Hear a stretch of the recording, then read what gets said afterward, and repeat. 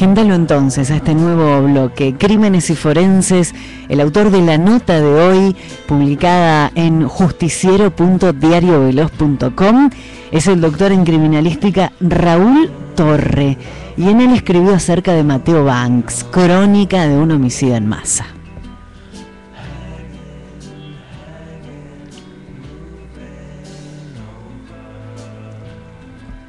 La vida del inmigrante irlandés que, perdido por el juego, planificó y ejecutó un plan criminal que se convirtió en uno de los casos más resonantes.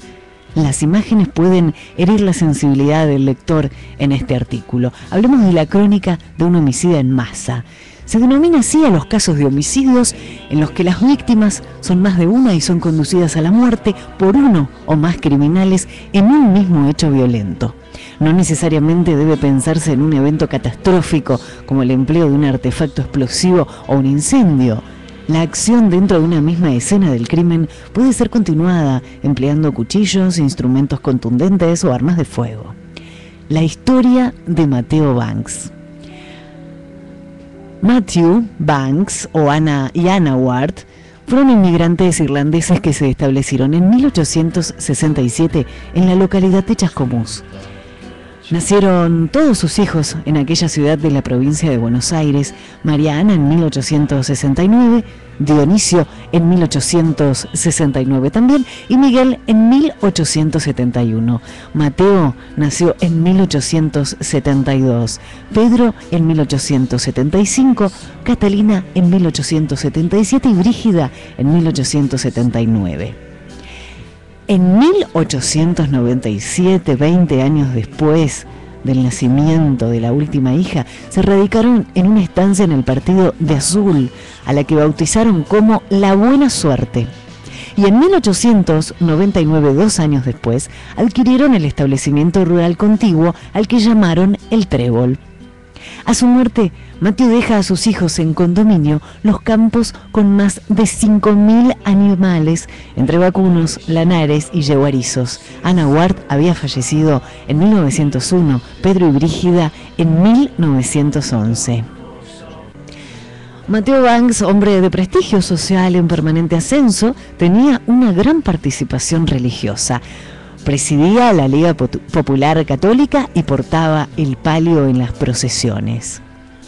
Era representante de la agencia de automóviles Studebaker, practicaba el tenis con las jóvenes más distinguidas de la ciudad, figuraba siempre en la primera línea de las notas sociales, fue vicecónsul de Gran Bretaña, era miembro del consejo escolar donde se ganó el respeto de sus conciudadanos por su práctica indulgente y comprensiva con las faltas de aquellos que le tocaba juzgar. Era partidario del confort y del lujo, y mantenía una posición que lo convertía en un hombre superior dentro del estamento social por su posición económica. Era persona de muy buena presencia, caballero de trato amable, aire paternal y una serie de dones visibles que lo hacían agradable y atrayente.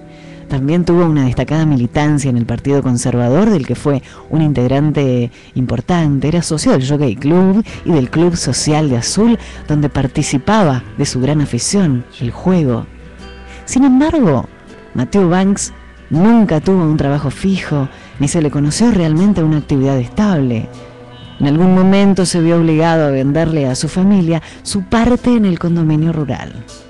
Miguel, hermano de Matteo, se había casado con la señora Julia Dillon, ellos con su hermana María Ana, soltera, y el peón Claudio Loiza vivían en el Trébol.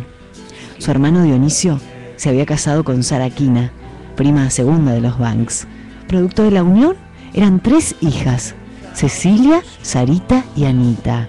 Ellos y el peón Juan Gaitán, también conocido como Iliescas, vivían en La Buena Suerte, a excepción de Sara, quien al poco tiempo de tener a Anita fue internada en un hospital de alienados en Buenos Aires, donde permaneció hasta su muerte. La vida de ostentación y lujo que llevaba Matteo Banks no podía sostenerse. El juego era su perdición y lo llevó a la ruina económica. El 12 de abril de 1922, Matteo Banks ingresó en el camino sin retorno y directo al más grande de los crímenes de su época, el móvil. Mantener su estatus social. compró en la casa Brumana una docena de cartuchos calibre 12, llevando consigo una escopeta. Anteriormente había comprado en Casa Viña cartuchos también para escopeta, pero calibre 16. El 18 de abril, en La Buena Suerte, encontró a sus hermanos Dionisio y a Sarita solos. Al desplazarse Dionisio de una habitación a otra, le efectuó un disparo por la espalda e inmediatamente otro. Ante las detonaciones y comprendiendo la realidad, Sarita gritó de terror y pretendió huir. El criminal la alcanzó, la golpeó con la escopeta y la arrojó dentro de un aljibe a 10 metros al frente de la casa, donde la ultimó con 2 tiros. Luego se hizo de un colchón sobre el cual colocó a Dionisio. Entrada la noche, se hizo presente el peón Gaitán en el sulky.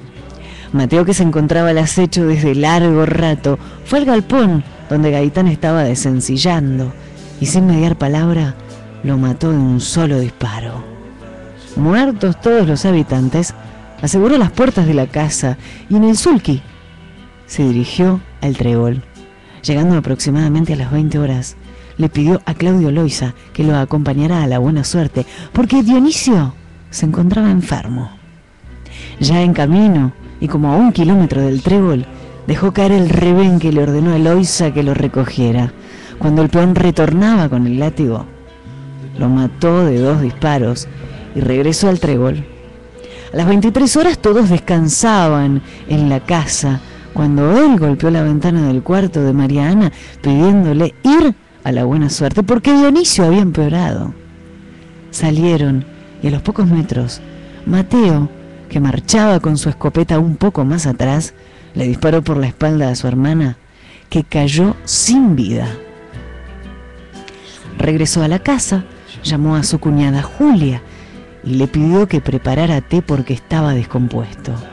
Luego quedó al acecho, en la oscuridad. Julia se aprestaba a servir el té cuando murió instantáneamente producto de un único disparo. Ante el sonido de la detonación, se alertó Miguel, que se hallaba enfermo en la cama. Mateo penetró en su habitación y le efectivizó 2 disparos. Restaba Cecilia, que se encontraba aterrorizada, inmóvil en el comedor, donde también murió de un disparo. Mateo fue nuevamente al dormitorio de Miguel, que estaba agonizando, recostado en la cama, quien balbuceó llamando a Julia. Por toda respuesta, recibió otro disparo y murió en el acto. Hay 2 habitantes del Trébol que aparentemente salvaron sus vidas por una actitud misericordiosa del criminal. Las niñas, Anita Banks, hija de Dionisio, y María Arcilla Gaitán, hija del peón Juan Gaitán. Antes de retirarse y sin haberlas tocado, las encerró en su cuarto. Finalizada su macabra obra, Mateo se dirigió a la casa de un vecino y luego a la ciudad de Azul, donde relató una historia en la que los peones Loisa y Gaitán habían matado a toda su familia para robarles. Y él los habría sorprendido y enfrentado, logrando abatir a ambos, para lo cual empleó la escopeta calibre 16. En tanto, los homicidios de sus familiares se cometieron con la calibre 16. Fue detenido por ese hecho y luego formalmente imputado por todas las muertes. Es que Mateo, en la minuciosa planificación del hecho para simular un enfrentamiento armado, se disparó en una bota. Las municiones perforaron la capellada y atravesaron la suela, pero su pie estaba indemne. Mateo Banks fue condenado a reclusión perpetua en la unidad penal de Ushuaia, donde se hallaba cumpliendo su pena Cayetano Santos Godino, el petizo orejudo. En 1942, luego de casi 19 años de reclusión, Mateo Banks salió en libertad. La pena le había sido reducida por su buena conducta intracarcelaria. Había pagado su deuda con la sociedad y a ella se reintegraba. En 1949, los clientes de la pensión ubicada en la calle Ramón Falcón 2178 de la capital federal pudieron observar, cubierto por una manta, el cadáver de Eduardo Morgan, un callado y apacible anciano de 77 años, cuando fue retirado por personal de la seccional 38 de la Policía Federal. Conocían que la salud del viejo por trastornos digestivos no pasaba por un buen momento. Sin embargo, aquel fin resultaba igualmente inesperado. Se sorprendieron más tarde al saber que su compañero había muerto desnucado en la bañera y su verdadero nombre era Mateo Banks, expenado y homicida múltiple, que refugiado en un alias para permanecer en el anonimato, recibía en pueril accidente una muerte violenta, como la que con tanta generosidad había prodigado una noche muchos años atrás.